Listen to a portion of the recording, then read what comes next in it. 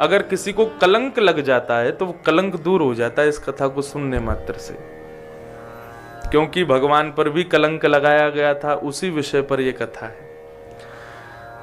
तो द्वारिका में एक राजा रहते हैं, उस राजा का नाम है सत्राजित। एक यादव रहता है, उसका नाम है सत्राजित यादव। सत्राजित के पास में एक मणि थी, उसका नाम था सीमंतक मणि। इस सीमंतक मणि की खासियत यह थी कि 6000 किलो सोना रोज देती थी। भगवान को जब ये बात पता चली कि 6000 किलो सोना देती है, हमारे द्वारिका के एक सेठ जी के यहाँ ऐसी मणि है, तो भगवान ने कहा एक आदमी, अकेला आदमी इतने सोने का क्या करेगा, वो बढ़िया हमारी द्वारिका के कार्यालय में दे दे, तो उससे जो धन आएगा उससे हम अपने द्वारिका का वैभव बढ़ाएंगे, द्वारिका के लोगों का उद्धार करेंगे, रोड सड़क बनवाएंगे। भगवान ने यह प्रस्ताव उसको रखा कि तुम मणि हमको दे दो, हम रोज तुमको 1000 किलो सोना दे देंगे, 5000 किलो सोना यहां पर जमा होता रहेगा। उसने मना कर दिया, बोले कि नहीं, मणि मेरी है, मुझे सूर्य ने प्रसन्न होकर के दिए, मैं आपको नहीं दूंगा। भगवान बोले तेरी इच्छा। एक बार कहा बस, उसके बाद कहा भी नहीं भगवान ने। लेकिन एक दिन सत्राजित का छोटा भाई प्रसेन, वो अपने भाई से कहता, भैया मुझे मणि दे दो, मैं मणि पहन करके गले में घूमना चाहता हूं, सबको दिखाऊंगा, देखो मेरे पास मणि है। बोले ले जाओ। अब प्रसेन अपने गले में मणि पहन करके और पूरे नगर में घूम रहा है घोड़े पर, सबको दिखा रहा है, देखो हमारे पास सीमंतक मणि। भ्रमण करता करता जंगल की ओर गया, तभी एक शेर ने उसको देखा, उसकी मणि को चमकता हुआ देख शेर ने जोर से झपट्टा मारा, प्रसेन को मार दिया, उसके घोड़े को मार दिया, और उसकी जो मणि थी उसको शेर ने ले लिया। और शेर लेकर के उस मणि को जाने लगा, तभी एक भालू सामने से आया, उसने देखा शेर के हाथ में कुछ चमक रहा है, दोनों का युद्ध हुआ, भालू ने शेर को मार दिया, मणि लेके भालू चला गया।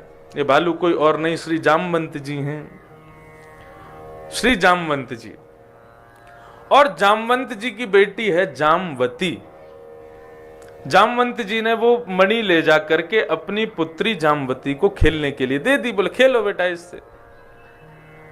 अब हुआ क्या, बहुत सावधानी से सुनना, बड़ी मजेदार कथा है।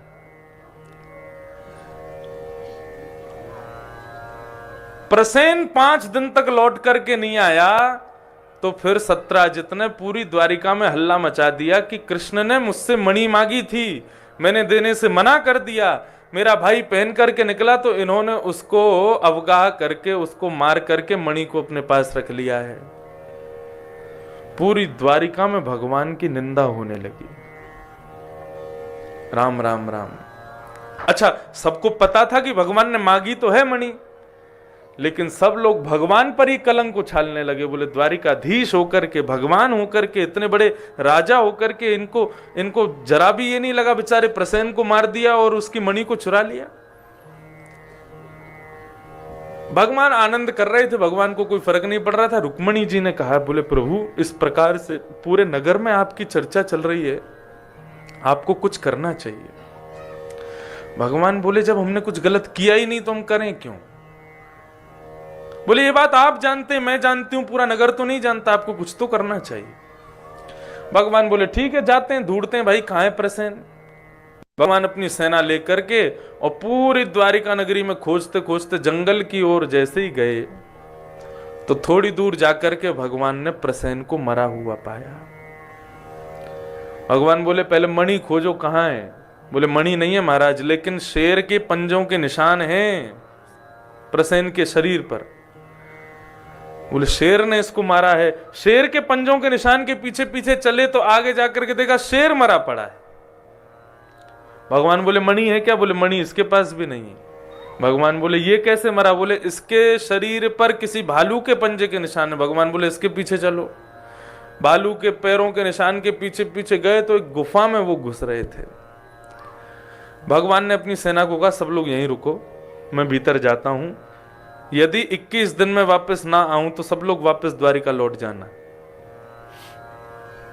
द्वारिका की समस्त सेना वहीं खड़ी हो गई। भगवान ने जैसे ही किया तभी एक दिव्य प्रकाश दिखाई दिया। भगवान बोले ये तो समंतक मणि है। जैसे ही पास गए तो क्या देखा, जामवती उससे खेल रही थी मणि से। जामवती से भगवान ने जैसे ही मणि ली, उसने जोर से चीखना चिल्लाना शुरू किया। उसकी चीख सुनकर के अंदर से विशाल विकराल एक भालू जामवंत जी दौड़ करके आए और भगवान पर आकर के झपट पड़े। भगवान का उनके साथ युद्ध शुरू हुआ। कभी भगवान उनको मारे, कभी वो भगवान को मारे। दोनों एक दूसरे के ऊपर भावी होते जा रहे हैं। 21 दिन पूरे हुए महाराज, लड़ते लड़ते लड़ते लड़ते पसीना पसीना हो गया जामवंत। जब नस नस ढीली हो गई तब परास्त होकर के भगवान के चरणों में प्रणाम करते हुए कहा, जय हो मेरे रघुनंदन श्री राम, मैं आपको प्रणाम करता हूं। भगवान बोले, रघुनंदन कौन हो भाई? बोले, मुझे भूल गए? जामवंत के वचन सुहाए, मैं जामवंत हूं, आपका सतयुग का मित्र। भगवान बोले, तुम हमको पहचान गए? बोले, पहचान गया, आपने मुझे तभी बता दिया था कि आप आएंगे मेरी कुटिया पर। भगवान ने अपने हृदय से लगाया। जामवंत जी बड़े प्रसन्न हैं। आज्ञा करें प्रभु, कैसे आना हुआ मेरे यहां? भगवान बोले, ये तुम्हारी जो बेटी जिस मणि से खेल रही है, ये मणि, इसकी वजह से मुझे बड़ी बदनामी सहनी पड़ी है पूरे द्वारिका में। ये मणि मुझको वापस कर दो। जामवंत जी ने मणि देखा और मणि जिस हाथ में थी, मतलब अपनी बेटी को देखा और फिर भगवान को देखा। भगवान से बोला, अच्छा ठीक है देता हूं, आप दोनों आंख बंद करो पहले। भगवान बोले, आंख बंद क्यों करें? बोले, करो तो सही। भगवान ने नेत्र बंद किए। बोले, दोनों हाथ आगे करो। भगवान ने दोनों हाथ आगे किए तो एक में तो मणि दी, दूसरे में अपनी बेटी का हाथ दे दिया। भगवान ने जैसे ही आंख खोल के देखा, बोले, ये क्या कर रहे हो आप? बोले, मेरी बेटी के लिए आपसे अच्छा कोई वर नहीं मिलेगा, अब आप इससे ब्याह कर लो। भगवान बोले, वो सब तो ठीक है, लेकिन एक कलंक दूर होगा हमसे कि भाई समंतक मणि हमने नहीं चुराई, ये कलंक तो दूर हो जाएगा, दूसरा कलंक हम पे लग जाएगा। बोले, इनको कोई नहीं, भालू ही मिला था ब्याह करने को। जामवंत जी बोले, मुझे नहीं पता प्रभु, मर्यादा वर्यादा सब गई त्रेता में, अब तो आप द्वापर में लीला पुरुषोत्तम हो, मेरी बेटी से आपको ब्याह करना पड़ेगा। तो जामवंत जी तो कब से प्रतीक्षा कर रहे थे कि भगवान कब आवे। आज भगवान को बेटी भी दे दी और बेटी के साथ में मणि भी दे दी। अब भगवान बोले, अब क्या करें क्या करें, पूरी द्वारिका नगरी हम पर कलंक उठाएगी। बोले, भालू की बेटी से ब्याह कर लिया,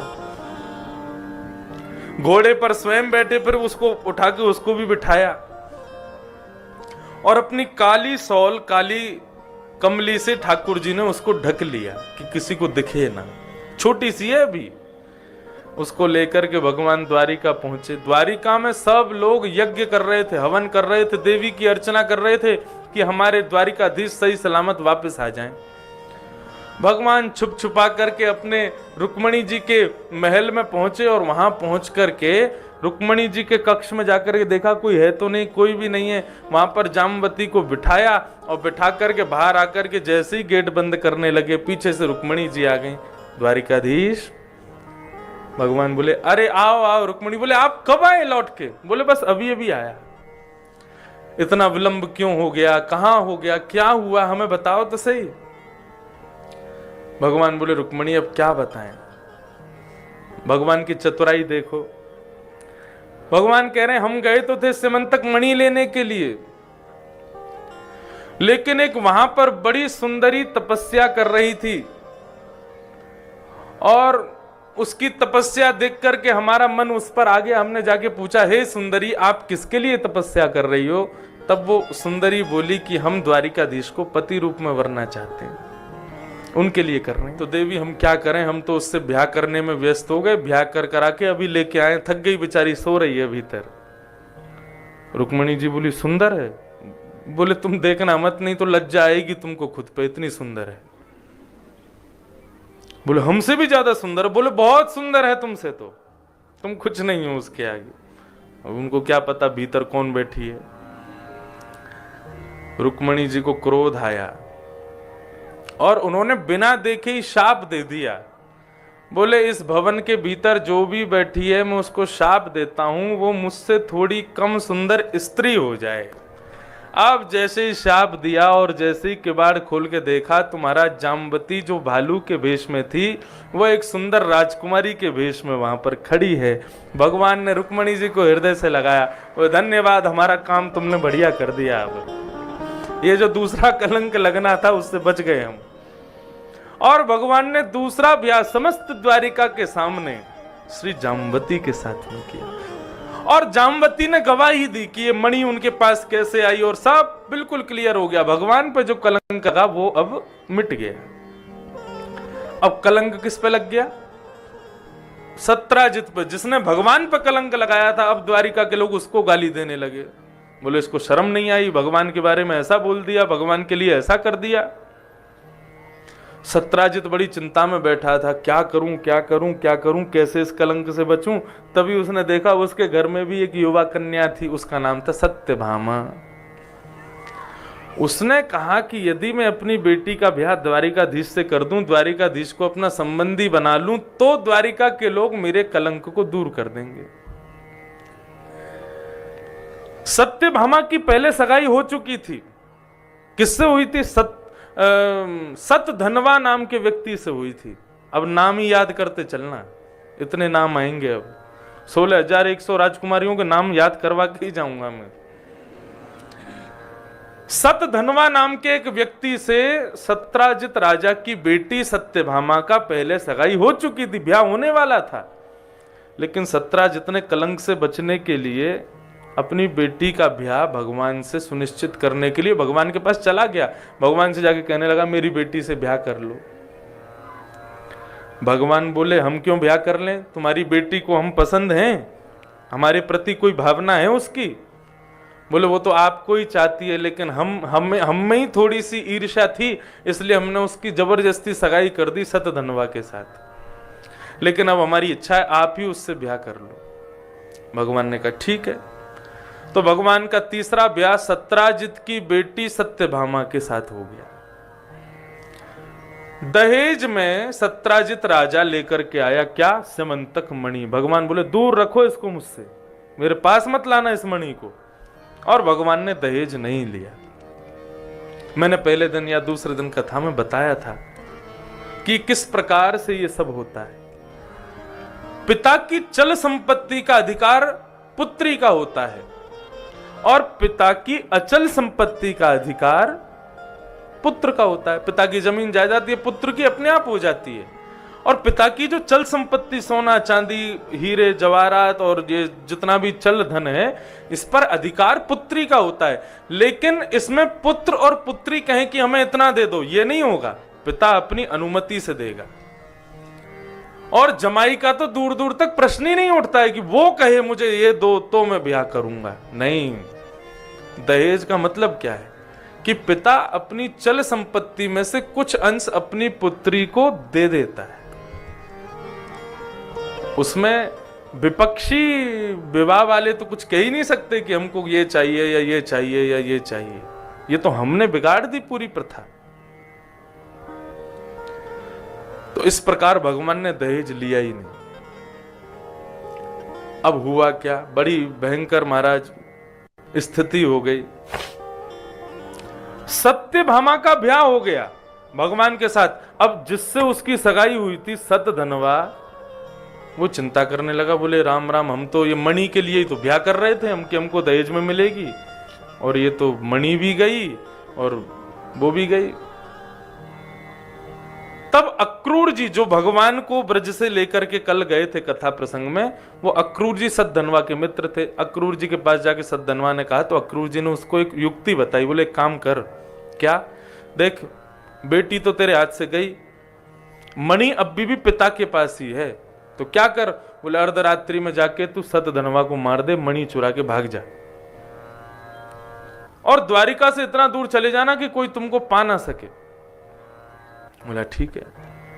अब रात्रि में अर्धरात्रि में सत्राजित राजा सत्राजित यादव के यहां सतधनवा गया और जाकर के सत्राजित को मार दिया और मणि चुरा करके सतधनवा भागा। प्रातः काल होते ही महाराज खबर फैल गई कि सत्राजित मारा गया। अब सत्राजित कौन है? भगवान का ससुर है, तीसरा ससुर। सुबह ही सुबह चीखना शुरू किया सत्यभामा ने, रोना शुरू किया, मेरे पिता मर गए। तो भागवत में तो वर्णन ऐसा है कि भगवान भी पछाड़ खा खा के रो रहे हैं, बेचारे बहुत अच्छे थे, कहां चले गए। अर्जुन देख रहा है, बोले कितनी जोर से रोना आ रहा है इनको, देखो। तो अर्जुन से भगवान कहते भी हैं, बोले घर में अपना कोई चला जाए मत रो, लेकिन बहू के घर का कोई चला जाए तो उससे ज्यादा रोना चाहिए। वो यही देखती है कि मेरे परिवार के लिए तुमने क्या किया। तो लेकिन बात उल्टी पड़ गई, भगवान इतनी जोर जोर से रोने लगे, सत्यभामा को लगा ये कितना प्रेम करते थे मेरे पिताजी से। आई आकर के भगवान को हृदय से लगा, बोले अच्छा चलो अब तुम जाओ, जाकर के उनके हत्यारे को खोज के लाओ और मणि ला के मुझे दे दो। भगवान बोले तो उल्टे हम ही फंस गए। भगवान बोले किसने मारा, क्या करें, कैसे खोजबीन करी तो पता लगा कि सत्यभामा के पूर्व जिससे ब्याह होने वाला था सतधनवा ने सत्राजित को मारा है। भगवान निकल गए बलराम जी के साथ सतधनवा को मारने के लिए। अब सतधनवा क्रूर जी के पास गया, बोले मैं कहां जाऊं, भगवान आ रहे हैं, ये तो मुझे पूरी दुनिया में खोज लेंगे। तो इन्होंने कहा देख तेरे पास मणि मिल गई तो तू मारा जाएगा, तो एक काम कर मणि मुझको दे जा, तू भाग जा। वो मणि अक्रूर जी को दे के सतधनवा वहां से भागा। भगवान ने बीच रास्ते में उसको पकड़ा तो भगवान से बच के जंगल की ओर भागा। तो बलराम जी बोले कन्हैया एक काम कर, मैं यहीं रथ में बैठा हूं, तू इसके पीछे भाग। भगवान पीछे पीछे गए, पकड़ करके बीच में कहीं पर सुदर्शन चक्र से और सतधनवा का वध कर दिया। और भगवान ने फिर उसको टटोला तो उसके पास मणि थी नहीं। लौट करके भगवान आए तो बलराम जी बोले कावे ओ लाला, बोले मार दियो सतधनवा। बोले मणि नहीं वा के पास। तो बंधुओं बलराम जी के हृदय में आया कि लाला की नजर तो बहुत पहले थी मणि पे ही, यानी छुपा के धर लिये, कोई ये बता नहीं रहे। और भगवान मनी मन सोच रहे हैं वाह ये भैया हैं हमारे, हम पर शक कर रहे हैं। बलराम जी बोले लाला तू एक काम कर, तू वापस द्वारिका जा, मैं जा रहा हूं हस्तिनापुर दुर्योधन को गदा विद्या सिखाने के लिए। भगवान बोले जाओ। जैसे ही द्वारिका लौट के आए तो मुख्य द्वार पर खड़ी थी सत्यभामा। भगवान आए तो भगवान को देख के कहा क्या हुआ? बोले हमने तुम्हारे पिता के हत्यारे को मार दिया। बोले अच्छा मणि? बोले मणि नहीं मिली उसके पास। तो सत्यभामा के हृदय में भी आया कि ये मणि तो बहुत पहले से मांग रहे थे मेरे पिताजी से, इन्होंने छुपा के रख लिया, कहीं मैं उसका प्रयोग ना कर लूं। भगवान वहां पर हम सबको उपदेश करते हैं, बोले यही गृहस्थाश्रम है। आज तक संसार ने तुमको सम्मान रूपी अमृत पिलाया है, लेकिन गृहस्थ में प्रवेश करने के बाद तैयार रहिए, आपको अपमान रूपी विष भी पीना पड़ेगा। पृथ्वी के समुद्र मंथन में ये दो रत्न निकले हैं, अमृत और विष। हमें केवल अमृत पीने को मिलेगा, मतलब सम्मान ही मिलेगा, ऐसा नहीं है। कभी कभी अपमान के विष के घूंट भी पीने पड़ेंगे और कई बार अपनों से ही पीने पड़ेंगे। भगवान बोले अपना भाई अपनी पत्नी भी संदेह कर सकती है, लेकिन विचलित मत होना। भगवान पर पुनः कलंक उठने लगे। भगवान जरा भी दान पुण्य का काम करने लग जाते थे या जरा भी कोई श्रेष्ठ क्रिया करते थे तो आपस में लोग कानाफूसी में कहते थे उसी मणि का कमाल है, जबकि भगवान पर नहीं थी वो। भगवान द्वारिका के लिए कुछ अच्छा करते थे, द्वारिका के लोगों के लिए कुछ अच्छा करते थे, तो सब लोग यही कहते थे कि ये मणि से कमाया गया धन। मणि कहां थी? दूर अक्रूर जी के पास। भगवान सबकी सुध लेते हैं। एक दिन पूछे भाई अक्रूर जी कहां है आजकल? तब किसी ने बताया, बोले महाराज वो तो ब्राह्मणों की सेवा में लगे हैं। बोले कैसी सेवा? बोले सोने की थाली, सोने की कटोरी, सोने की चम्मच में ब्राह्मणों को भोजन कराते हैं, दक्षिणा अलग से देते हैं और कहते हैं चम्मच थाली कटोरी अपने संगी ले जाओ। भगवान बोले बड़ा धन आ रहा उनके पास। भगवान ने पत्र लिखा, काका जी जय श्री कृष्ण, और पूरा सब उसमें लिख करके नीचे लिखा कि हम जानते हैं आपके पास मणि है, क्योंकि सतधनवा आपका मित्र था। हमें मणि नहीं चाहिए। मणि का दुरुपयोग यदि आप करते तो मैं मणि ले लेता, लेकिन आप मणि से भलाई कर रहे हो, ब्राह्मणों का हित कर रहे हो। लेकिन मैं चाहता हूं कि आप द्वारिका वासियों के सामने मणि को प्रदर्शित करते हुए बता दीजिए कि मणि आपके पास है, क्योंकि ये लोग मुझ पर संदेह कर रहे हैं।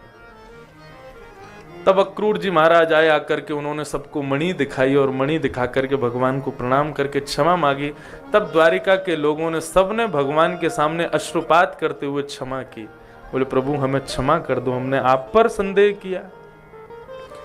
भगवान बोले मैं तो क्या संदेह करेंगे, लेकिन मैं संसार के लोगों को बताना चाहता हूं, आप दुनिया के लिए, समाज के लिए, परिवार के लिए कितना भी कर लीजिए, लेकिन एक छोटी सी भूल या छोटी सी गलती उनकी नजरों में आपको गिरा देगी।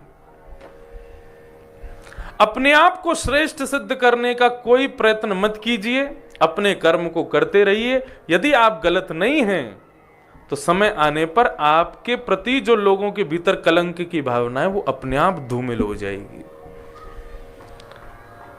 इस प्रकार से ये संपूर्ण समंतक उपाख्यान बताया गया।